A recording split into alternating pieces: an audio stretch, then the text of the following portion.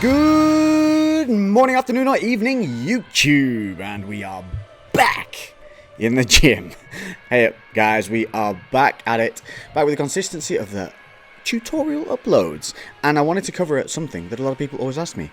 Lex, how do you train your calves? How do I make my calves bigger? My calves are too weak, my calves are my weak point, how do I grow them? Boom!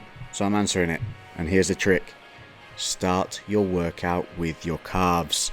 Too many people leave them to the end when they're tired and bounce through them and don't train them properly. There is no reason you shouldn't be training your calves as an individual part. So I want to show you a couple of exercises here that probably you have in your gym. So we have the seated calf press machine. If you want to rewind the video, you'll see me setting up and how I keep my ankles, knees and hips all in alignment. I show you that, my foot position, and here you can see what I'll do first. So I grip, I extend the legs out, and then you'll see I push my hips back into the seat and make sure I'm fully extended. Then I sink the weight through into my heels, and now I'm driving, making sure that my knees are soft yet not allowed to buckle upward and down. I'm fighting my left leg here, which is the glute med that was damaged, and I'm looking to extend fully, get a nice squeeze at the top, and then come back down. This is the final set on the seated leg press. So at this point I was at the heaviest part of the workout, so it was beginning to get that high lactic burn even, and what I was doing here, again, working in that hypertrophic range of 8 to 12 as I have been doing this week due to body power being around the corner, and I'll get back to my programming after body power and after traveling is done for the year. So then moving on to the standing calf raise. Now this is one that people tend to really mess up, and you can see here I've taken my trainers off. Reasoning for this, I was wearing quite spongy new trainers, and what happens is you tend to rock on these outward if you have something that's quite spongy and allows the foot to go where it wants. The trick with this is, look, see how I'm relaxed here? I'm letting the weight sink down into my feet. You can see my shoulders aren't moving. I'm not shrugging the load up as so many people do. What I'm doing when I'm getting on the machine is I'm getting on, I'm setting my posture, I'm lifting the weights up from a squat position, then I'm squeezing my glutes, and then allowing the weight to sink down away from my shoulders and down into my heels. Now, from this position you can see here, you're going to watch me readjust halfway through, and this is exactly what I'm talking about. What you're going to see for the first few lifts is you look at my left foot especially, see how the foot is slightly rolling outwards. I think on the third or fourth rep here you'll see it seems as if my range of motion decreases right there, but actually what I've done here is I've now taken the weight from the outside of the foot and put it towards the inside, which is where I want it. The reason that it was rolling out is because at this point the metal on the foot plate was beginning to hurt my feet, because I'm using the full stack at this point. I've got the load up and I had to deal with that issue, and what it was doing was taking my concentration away from where I was keeping the weight loaded. So the trick on this is to keep that weight on the inside of the foot rather than letting it roll out onto the little toe, because that's what your body's going to want to do. And what that's going to do is work much more of the center part of your calf towards the inside of the calf and pull it all the way down into the Achilles. So you're working a lot more of the muscle rather than rolling out as your body wants to. There's a reason your body wants to roll out all the time. So as you can see, I combated this by not putting my trainers back on, but by taking my neoprene knee sleeves and putting those across the metal, and that allowed me to have a really nice almost gel cushion base, yet there wasn't the sponginess that I would have within a trainer. This was absolutely fantastic.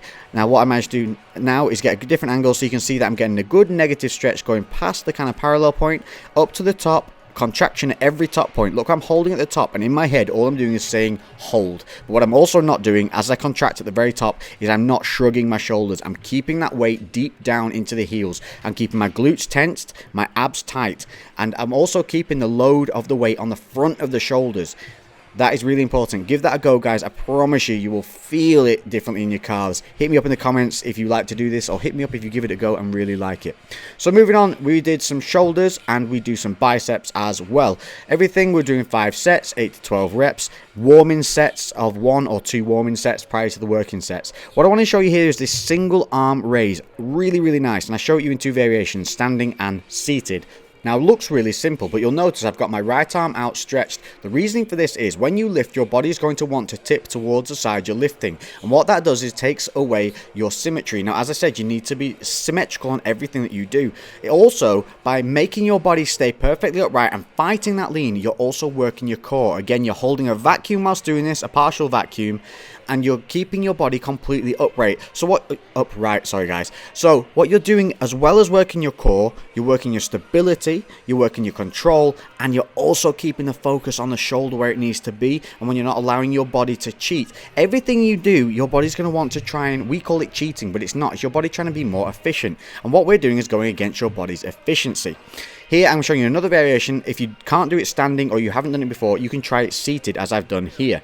Again, this just gives you a little bit more of a solid foundation to work off and to get used to balancing your core if you're not used to holding your core, holding that partial vacuum as well as doing another movement, because it can get a little bit overcomplicated, especially if I don't have that kind of mind to muscle connection dialed in quite as yet. But I've said it before and I'll continue to say it. Form over ego is so important. Lift it, don't shift it. It will forever take you further.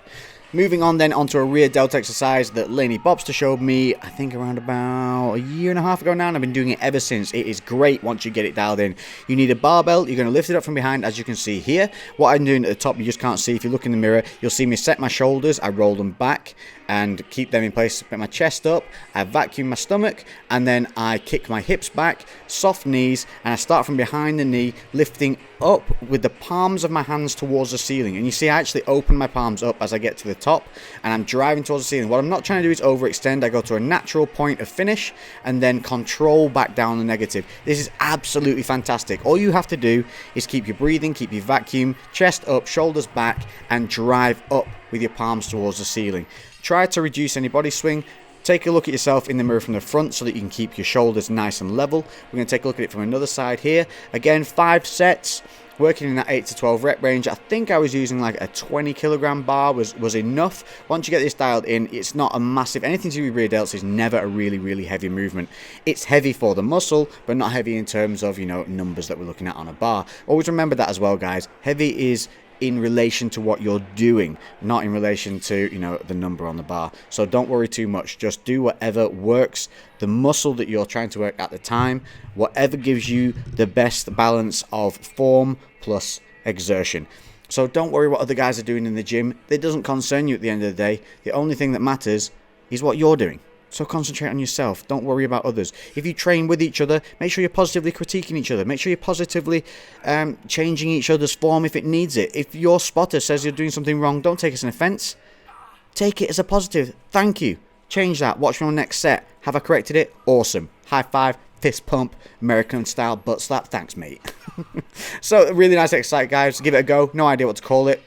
So, if you've got a good name, whack it in the comments below. Then moving on, biceps.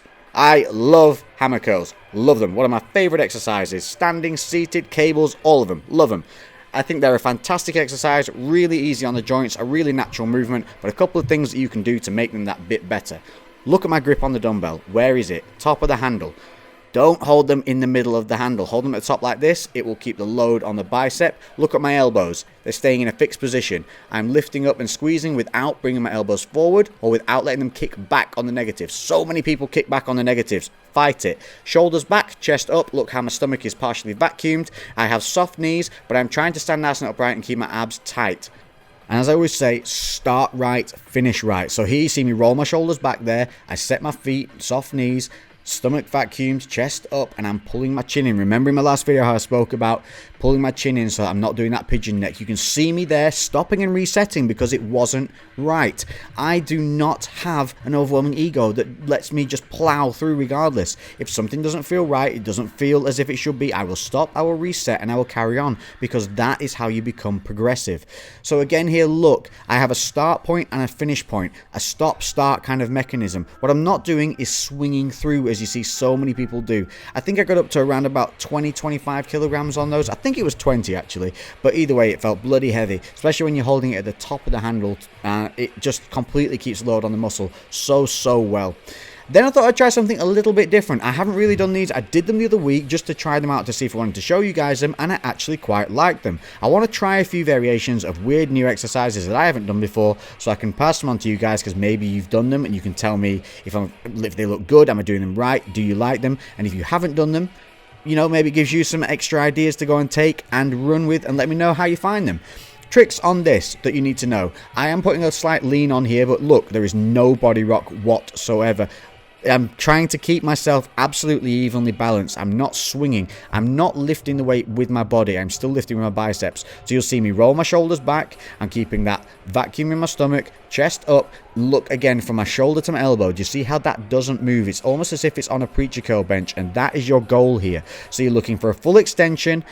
And then on the way in, although this angle you can't see it, if you watch the previous set you can, I am turning my palms inward to curl and get a nice contraction on the way up. So squeeze as you rotate inward, but also don't forget even feet on the floor as well, guys. So many people stand with obscure kind of foot position. Symmetry, balance, form over ego. Give it a go. Thanks for tuning in. Don't forget to hit the like button. I'll catch you in the next one. Boom, baby.